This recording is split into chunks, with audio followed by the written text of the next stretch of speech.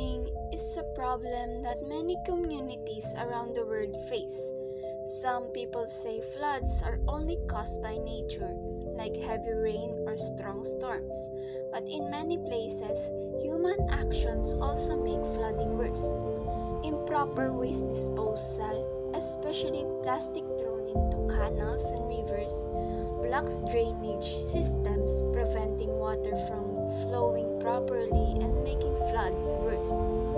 This problem affects not only the environment but also the lives of people. Floods can damage homes, roads, and businesses. They can stop people from going to work or going to school and make life more difficult for families.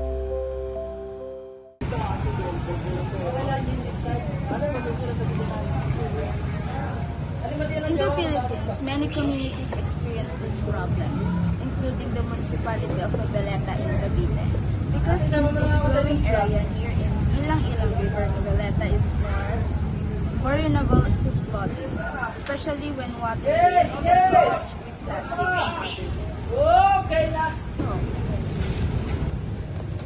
In this documentary, we will explore how improper waste disposal contributes to flooding. Through interviews with people in Noveleta, we will learn about the experiences, their observations, and their ideas on how communities can work together to protect the environment and reduce flooding.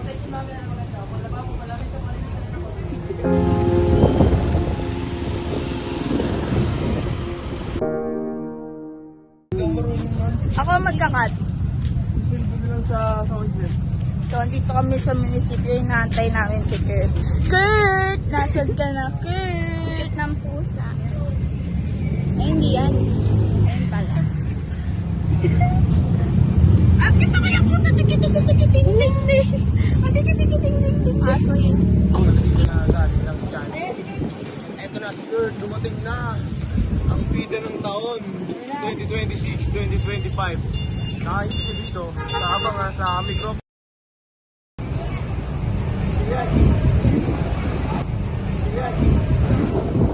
Okay, magandang umaga po sa inyo mga kaibigan.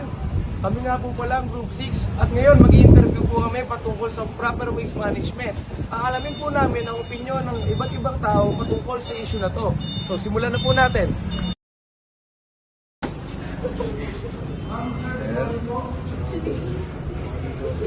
Sir, magandang umaga po sir.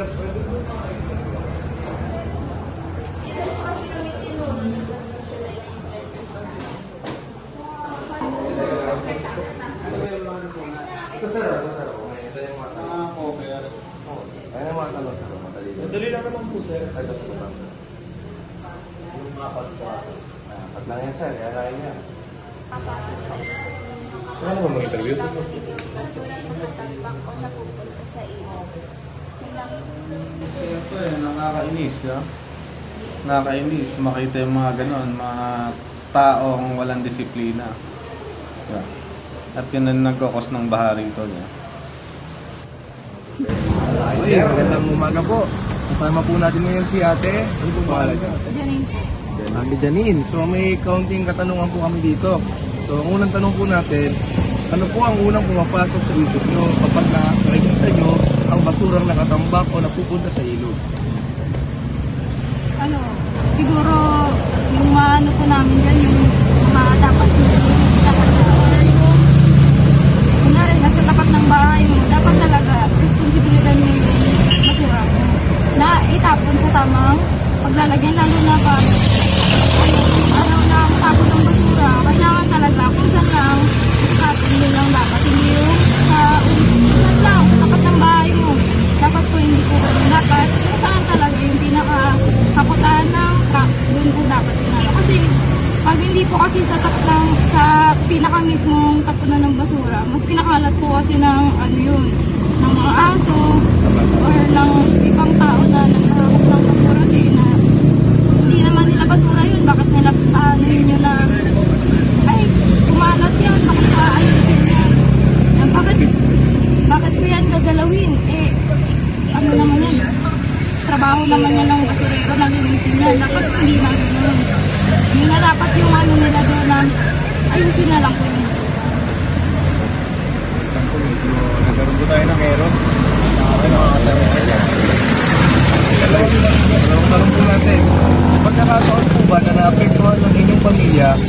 saradong kanal na puno ng basura? Opo, problema po talaga yun, lalo na pag baha. Kasi, hindi maagos yung tubig. Kailangan, malinis talaga. Eh, kaso yung iba kasi hindi na, natambak na lang dun sa kaya, nagiging, dahilan ng baka ngayon.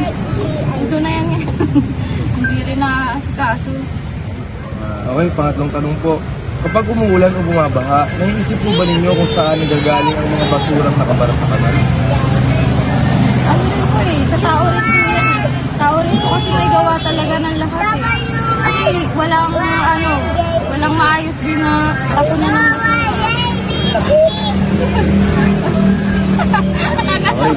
Sunod po. Sa tingin ninyo, sino ang pinakamalaking responsibilidad sa pagresolba ng problemang ito? Ano ang mga residente, ang pamahalaan o pareho? Same lang siguro.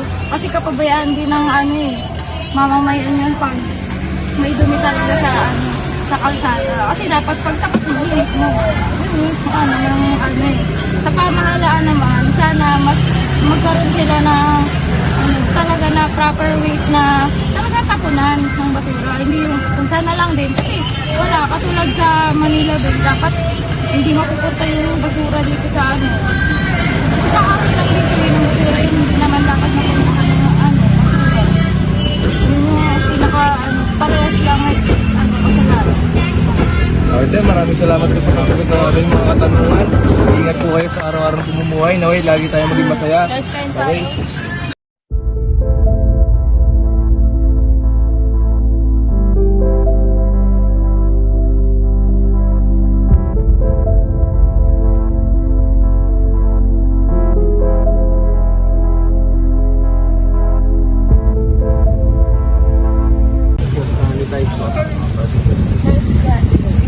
May alam po ba kayo kung ano yung mga calamity fund at kung ano yung mga negative sa Calamity fund. Nung nasa EPSA ako meron. Merong calamity fund is binibigay naman sa amin. So, ang tema, may process nga lang. Matagal po. Matagal naman. Pero naibibigay naman po Naibibigay naman. Yun nga lang. May process. Matagal nga lang yung process. Sunod. Kapag nakikita nyo po yung mga basurang lumulutang sa baha, ano yung mga nararamdaman nyo bilang isang taxpayer at mamamayan dito po sa Noveleta? Pag sa basura, Normal lang po sa atin. normal na sa atin. Wala na tayong magagawa doon since siyempre naman kasi tayo sistema na yung kapag sa ibang bansa pagdating sa basura, paano nila na-recycle, paano napaprocess nila ng ayos yung basura nila. Hindi tulad dito sa atin kasi una sa atin pala yung segregation wala na. Next. Paano po naapektuhan ng baha ang pag-aaral at pamamasada nyo po at mga anak nyo at po sa pagpasok sa trabaho po? Ito malaki. Sa una, siyempre ito tricycle driver. So, siyempre, pag bumaha, Isipin ko kung saan yan. Ito, so kung tricycle, alam mo, nalagay, alamin mo sa nilagay pa nila, buti. And then after ng baha, doon mag-umpisa, hindi ka muna makakabiyahe kasi maputik talaga. Marami sa kasada, hindi ka muna makakabiyahe. So nagagawin mo is ilinis muna. Apektado rin ng mga bata pag hindi makakapasok kasi wala kang dadaanan. Magdideclare pa muna ng pasok. Napalaki ito. Tapos siyempre yung savings mo apektado. Apektado. May relief naman, kaya lang siyempre matagal na. Thank you po, Thank Kuya. you. Thank you po. Maraming salamat sa mga sagot. Una pong tanong lang. Gaano kalaki ang nawawalang kita sa inyo tuwing nagkakaroon ng baha dito sa palengke? Siyempre, mga 75%. Mga 75%. Kasi pag ano, wala kang customer, wala lalabas ng bahay. Baka po Magkakaroon ng may- bahay, ganun. Sunod po. Tuwing bumabaha po dito sa palengke, may tulong po ba kayong nakakuha po sa Ayuda po. mga ayuda po? Yung last, wala yata. Wala kami nakuha. Sayang po. Wala nakuha. Last night. Okay. Sa tingin nyo po, sapat na ba ang nakuha nyong serbisyo mula sa buwis na ibinabayad nyo, lalo na tuwing panahon ng sakuna? Hindi. Kasi hindi lahat nabibigyan. Kumbaga pagka meron kang halimbawa, trabaho or may kaya, hindi na nabibigyan yun. Kumbaga, yun talagang mahihirap na talaga. Yun talagang kapos lang talaga ang nabibigyan. Yun ang opinion ko, ha? Thank you po. Yun po na, okay na po. Sige.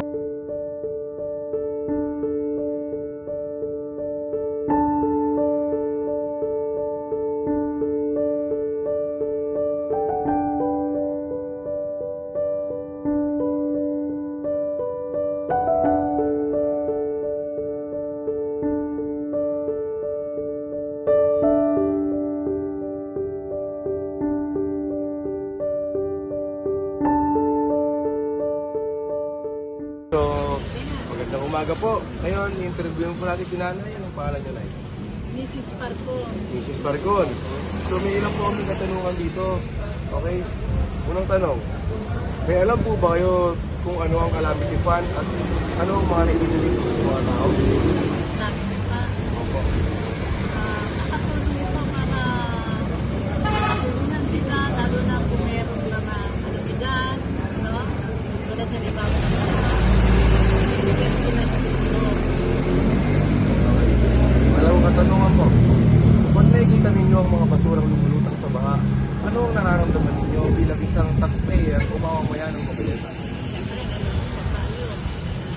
Hindi maganda yung nangyayari kasi yung isa sa nagdudulot na hindi maganda para nagkakaroon ng baha.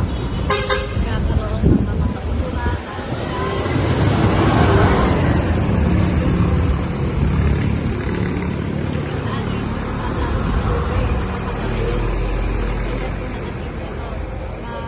Problema ng bawat tao, bawat bayan, mamamayan, sa magiging dapat disiplina na rin ang lahat. Okay. Disiplina kailangan. At tulong din yung mga barangay o ang mga namamahala. Okay. Panghuling tanong po, paano naapektuhan ng baha ang pag-aaral ng inyong mga anak o pagpasok niyo sa trabaho? Siyempre, kapag may baha, nawawala ng pagpasok, nawawala ng pag-aaral, lalo ng mga bata, suspend ang klase. Ano naman yung oras nila para mag-aral? Sa mga nagtatrabaho naman, imbis na magpatuloy yung trabaho, hindi nagkaroon ng pwede, nawawala tuloy ng panahon pagtuloy doon sa pagtatrabaho. Ano pa? Okay na po na, maraming salamat po sa pagsagot ng aming katanungan. Mag-iingat po kayo sa biyahe. Sige po, salamat po. At teacher, ma'am, magandang umaga po ma'am. Sa sikat sa Ontario. Okay, sir. Ako po, retired. Oh, retired. Magandang umaga po, sir. Navy po, Navy. Sir, yes, sir. Ingat ka. Sige po. Kasama po natin si Sir Julius. From? Yaba City. Yaba City. So ngayon, may tatlong katanungan po tayo dito tungkol sa proper waste management. So ang unang katanungan natin is, gaano kalaki ang nawawalang kita sa inyo tuwing nagkakaroon ng baha sa palengke?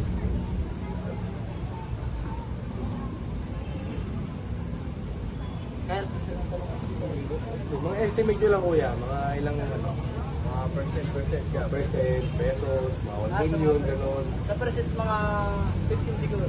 15% pag nagkakabaha. Okay. Pangalawang tanong is, tuwing bumabaha dito sa palengke, may tulong po ba kayo na nakukuha? Tayabas, kuya. Meron. Kasi pong natulong po dito? Sa ng kapitan natin. Mga kapitan, barangay, Nasa barangay. dahil na wala. Iwan ang nanay ko kasaban sa amin barangay. Ako nga, yung nanay nyo. Congrats. Okay. Sapat ba ang nakukuha ninyong serbisyo mula sa buwis na ibinabayad nyo, lalo na sa tuwing panahon ng sakuna? Kumbaga, kuya, yung sapat ba daw yung tinutulong ng gobyerno, yung mga ayudang binibigay nila, yung service. Sapat naman. Sapat. Sapat. Okay, so yun, magandang umaga po. Dito nga po pala ako, kasama si Kuya Alan. Kuya Alan. So Kuya Alan, may kaunting katanungan po ako tungkol sa proper waste management. So ang unang tanong po natin, gaano kalaki ang nawawalang kita sa inyo tuwing nagkakaroon ng basa? Ay, sobrang laking kawalan kasi hindi kumikita ang pamilya. Yung anak ko, walang babaunin. Wala akong kakainin. Yung mga ganong pangyayari, kumbaga wala tayong pera pumapalok sa Hindi, estimahin nyo kuya, mga ilang porsyento sabihin nyo? siguro yung mga 60% ang mawala. Kanya 15 lang eh, 7-16. Pangalawang tanong, tuwing mo nga ba dito sa palengke, may tulong ba kayo nakakuha? Wala. Wala? Kahit yung mga opisyal, yung Wala. mga Wala. Wala, okay. Kasi kuya daw meron. Ay, pugi yan ay. Ay, ganun ba yun? Ako naman yung pangit. Ay, pero kasi yung masas din naman, para naman pogi ni kuya. Magkamukha nga kayo eh. Sige. Pangatlong tanong, sa tingin nyo, sapat ba ang nakukuha nyong serbisyo mula sa buwis ay binabayad nyo, lalo na tuwing panahon ng sakuna? Depende sa ayuda na binibigay ng gobyerno. Pero nung nakaraang sabihin natin, bumaha, nakakuha ba kayo ng... Nakakuha naman. Isang relief goods lang, hindi na naulit. Ayun lang. Yun lang. Pero bigyan kayo ng mga pera, gano'n. Wala. Relief goods lang. Ayun, yes, salamat kuya. Wala naman yun. Okay na. Bitin ako eh, wala tanong pa pala eh. Ha?